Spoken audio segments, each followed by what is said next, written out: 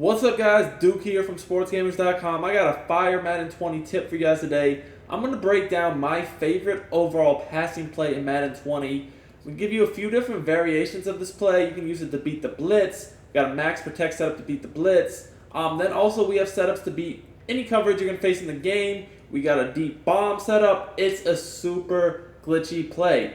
Now we're going to be breaking this down out of the gun bunch.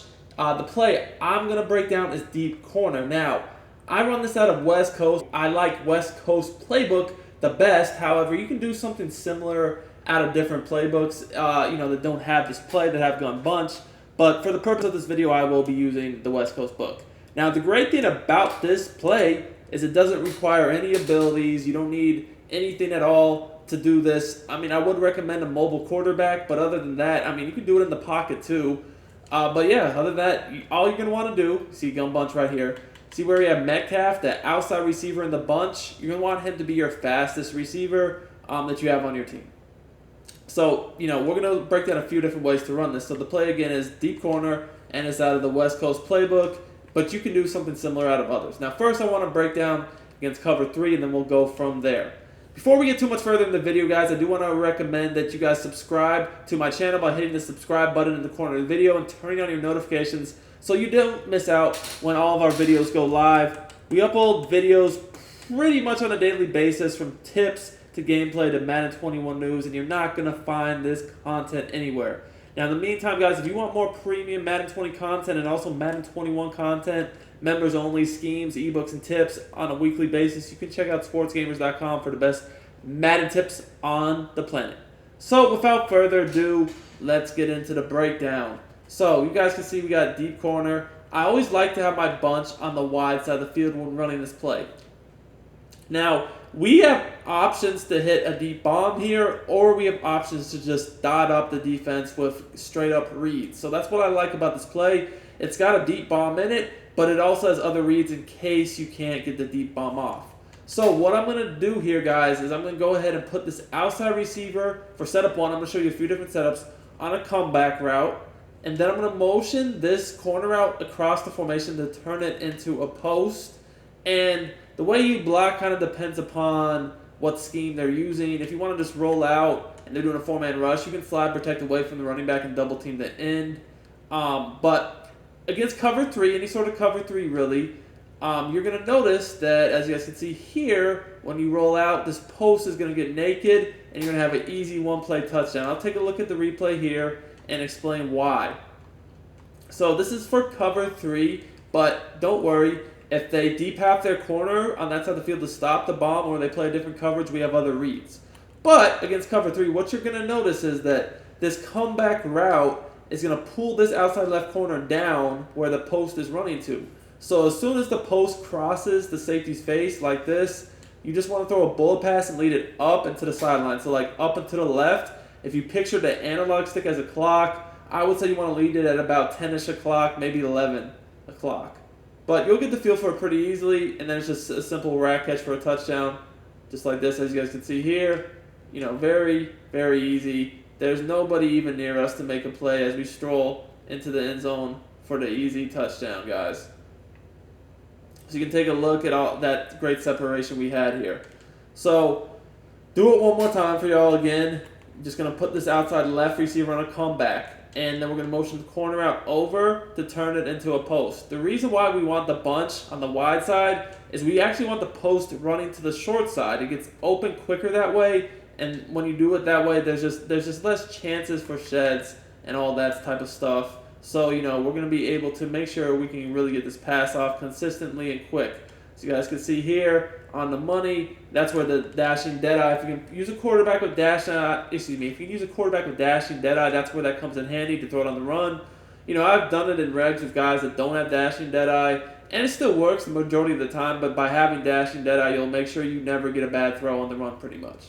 So that's the first thing about this play. Now, let's say for instance they know how to take away the bomb with deep half or whatever, on the side that we're trying to bomb, or they user it, or they send another coverage. So check this out, what happens here.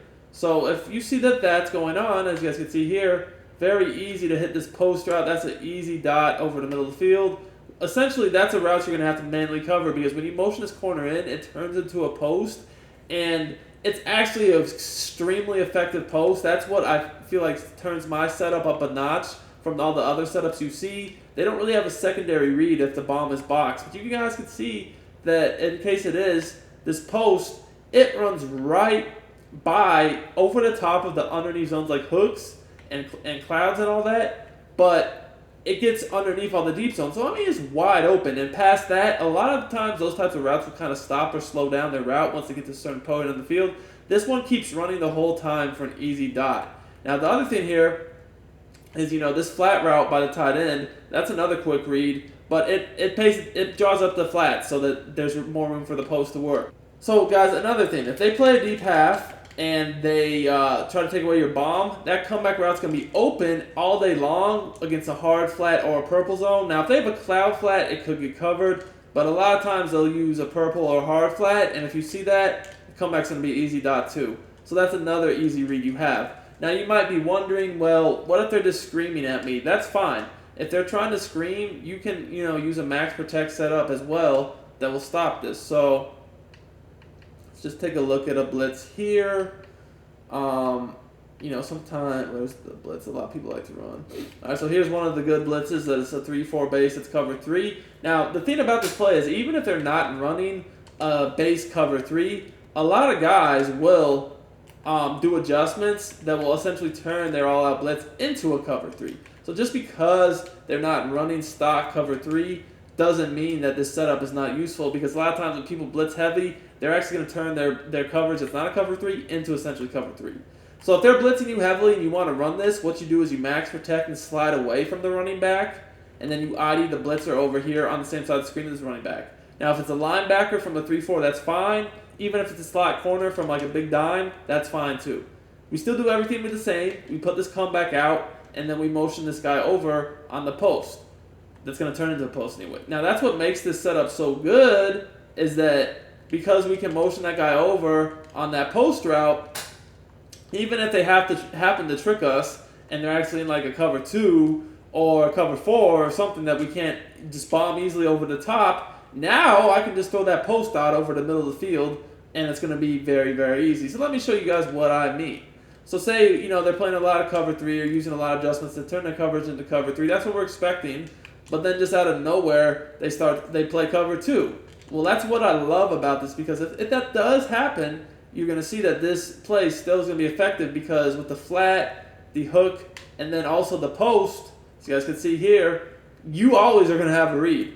The delayed little hook route to the running back is actually a very underrated route, because what's that's going to do is it's going to make someone stay underneath in the middle of the field. Because let's say that they're using the middle of the field and they run with your post, then in that case you can just throw to this guy underneath, and he's going to be a free 5 to 10 yards. So like let's show you an example of that. So let's switch to cover 2, and then I'm just going to take this guy and man him up on this guy to kind of try to show you what I mean. So if they were to do something like that, and they try to manually guard your post, now the post is still going to get open because it's a good man beater. But say they did. Well, okay, cool. I just throw my little check down over the middle field and get myself 5, 10, 15, maybe even more yards if you have a really good player there. So there's always going to be a read here, whether they're in cover 3 and you can bomb them, or they take the bomb away from cover 3, or they just happen to run something else like cover 4 or cover 2. The last thing I do want to look at is just the cover 4. A lot of people like to mix in, whether it's 3-4, big dime, 1-4-6, whatever. Cover 4 will get mixed in here and there. And that, again, while we might not be necessarily able to bomb cover 4, we certainly can, at the least, go ahead and, dot them up with our other reads, which is what I love about this. Again, same setup. You guys can see here, we're going to go ahead, same setup here. I only max protect if they're just screaming at me, but when they're not screaming at me, I don't really max protect. As you guys can see there, easy dot. Didn't even do the wide catch, which is what I should have done to get the dive catch animation. But you guys can see the post is going to get over the top of flat zones and hook zones, yet underneath deep zones. And again, say this guy was a user, like this linebacker right here. Say he was a user that's sitting down on the curl, right? See how he's sitting down on the curl? If that's the user and he tries to run with my post, then I'll just throw the curl. But as you guys can see, he's getting behind the hooks. The flat zone's actually the flat route is actually taking that flat zone away. And even if it was cover 2, he'd get behind the cloud flat, bike up the corner or whatever. Whoever's in the cloud, whatever. But yeah, he gets underneath the deep zone. So I can throw this very easy on the run. We really want to hold down Y on Xbox or triangle on PlayStation to get the dive catch animation. But we didn't even do that here, and it was still an easy throw and catch.